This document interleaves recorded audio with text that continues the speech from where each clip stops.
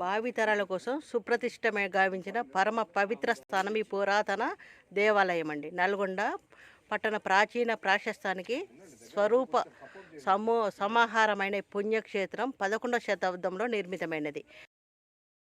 రాజులు సామంతులైన చోళ రాజవంశీయులు పానగల్లు రాజధానిగా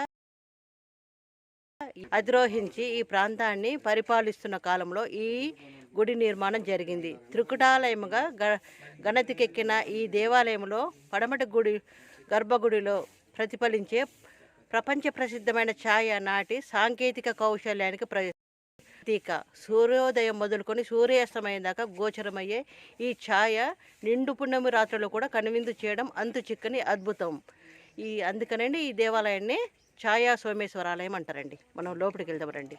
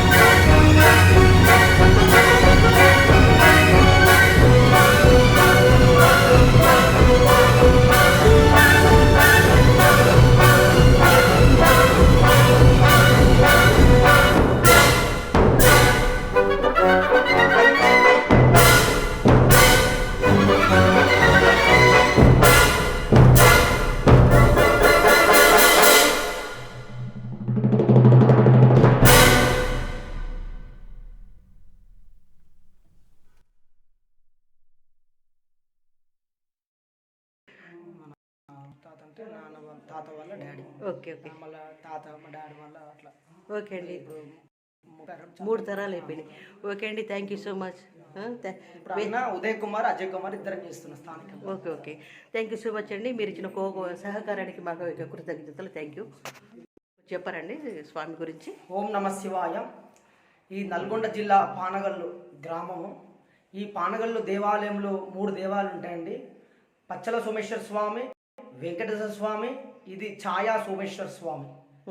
ఈ దేవాలయంలో ఒక ప్రత్యేకత ఉంటుందండి, ఛాయా సోమేశ్వర ఆలయం. సో వచ్చేసి టెంపుల్ 1000 సంవత్సరాల టెంపుల్ ఇది. 11వ శతాబ్దం చోళరాజులు కట్టారు దేవాలయం. ఈ కాకతీయ సామంతులు కుందూరు చోళరాజులు. ఈ దేవాలయం ముందుగా 2000 సంవత్సరం నుంచి 1980, 1990 ఈ దేవాలయం పూర్తిగా పడబడి ఉన్నది. ఎవ్వరు వచ్చేవారు కాకుండా ఈ దేవాలయం పూర్తిగా పడబడ్డది. ఈ మధ్య కాలంలో ఒక పురాతన దేవాలయ ట్రస్ట్ అని చెప్పేసి ఒక సొంత చందా డబ్బులతో ఈ గుడిని చక్కగా డెవలప్ చేయడం జరుగుతున్నది.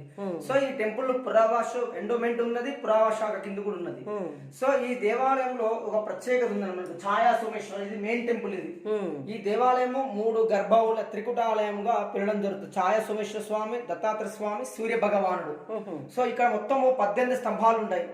ఇది పడమర ప్లేస్. ఈ పడమర ప్లేస్ లో ఒక నిరంతరంగా శివలింగ పైన కప్పబడిన ఛాయ మాత్రం నిరంతరంగా అలానే ఉంటుంటది.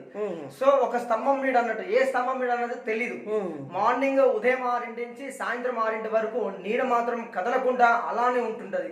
సో ఏదో ఒక స్తంభం మీద పోతే ఏ స్తంభం అన్నది కూడా ఇంతవరకు కూడా దీన్ని ఎవరు కూడా ఛేదించలేకపోయారు. అంతుపట్టని విషయం ఇది. మన సండే యుఎస్ నుంచి వచ్చారు సైంటిస్ట్, అయినా కూడా ఈ ఛాయ మాత్రం అంతుపట్టని విషయం ఇది. ఈ ఎలా వస్తున్నది కూడా ఇంతవరకు కూడా దీన్ని ఛేదించలేకపోయారు.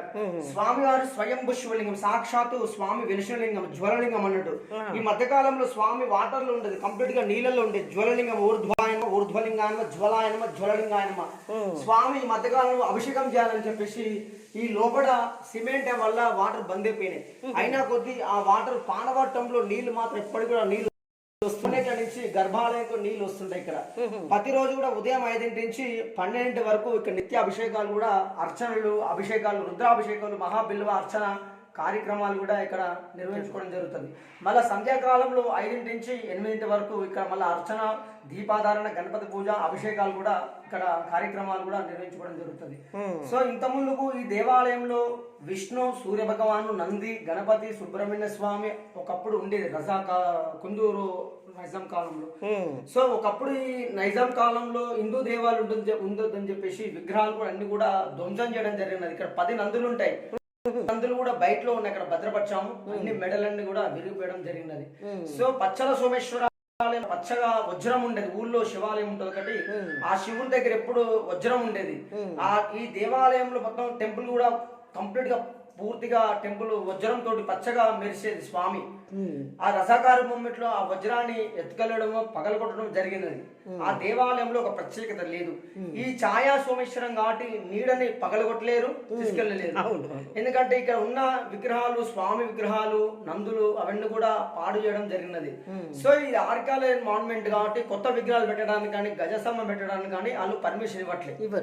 ఎందుకంటే ఈ టెంపుల్ ఎలా ఉందో నేచురల్ అలానే ఉంచాలి. కొత్త రీకన్స్ట్రక్షన్, కొత్త మోడిఫై చేయడానికి వీల్లేదు. అందుకని ఎలా ఉందో టెంపుల్ అలానే ఉంచాలి. కాకపోతే వాళ్ళే చేయాలి.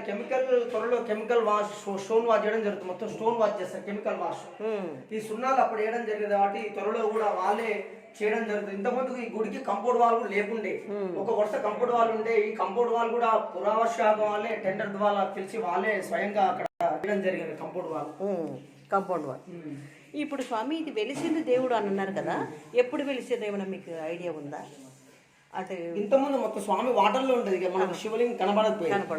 మొత్తం ఇంతకుముందు మొత్తం గబ్బిలాలు ఉండేది, వేల గబ్బిలాలు, లక్షల గబ్బిలాలు. ఇళ్ళకు రావాలన్నా భయపడేవాళ్ళు. ఇళ్ళ సర్పం ఉండేది, నాగబంధం. ఉదయం ప్రాంగంలో సర్పం రావడం జరుగుతుంది. మీకు ఇంతకుముందు వాటర్ లో ఉండే స్వామి. ఇది నాకు షేర్ చేస్తారండి, మా వాళ్ళు పెట్టుకుంటాను. అయితే మనకు ఛాయ నీడ ఇంతకుముందు స్వామి వాటర్ లో ఉండేది, నిండా ఉండేది గర్భాలయంలో. ఉదయ సముద్రం తోవిచ్చింది కూడా కుందూరు చోళరాజు. ఇప్పుడు ఉదయ సముద్రం అని పిలవడం జరుగుతుంది. బయట ఉన్నాం కదా, ఇక్కడ బయటలో ఉన్న పుష్కర ఘాట్ అది. ఉదయ సముద్రం నుంచి మనకు కాలువ ద్వారా కోనేళ్ళ నుంచి గర్భాలయకు నీళ్ళు వస్తుంటాయి. ఇంతకుముందు 2000 సంవత్సరం ఇలా ఉండేదండి స్వామి. ఇది మాన్మెంట్ మొత్తం ట్రస్ట్ అండి. ఈ ట్రస్ట్ ద్వారా డెవలప్మెంట్ అవుతుంది.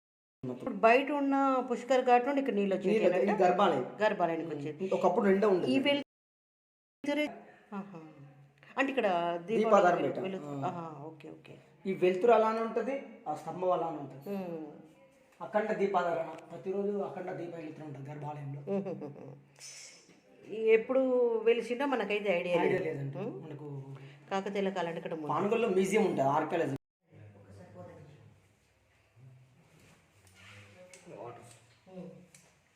ఇప్పుడు కూడా నీళ్ళు వస్తున్నాయండి కోనేటి నుండి డైరెక్ట్గా.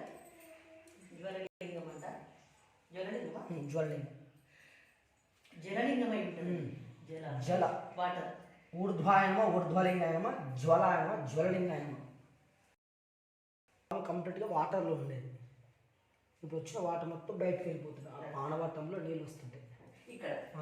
తడి అవి అవి అభిషేకం చేసిన వాటర్ వెళ్ళిపోతుంది, ఊరుతుంటాయి వాటర్ కోనేట్ల నుంచి వస్తుంటాయి.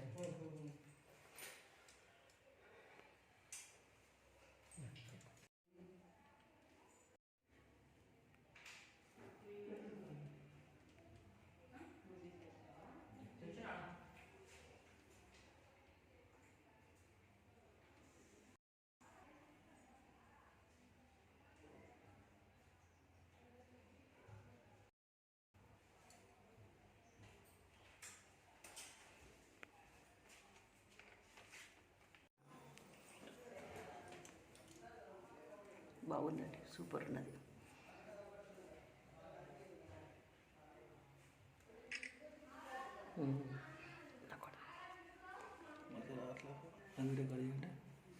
వీడది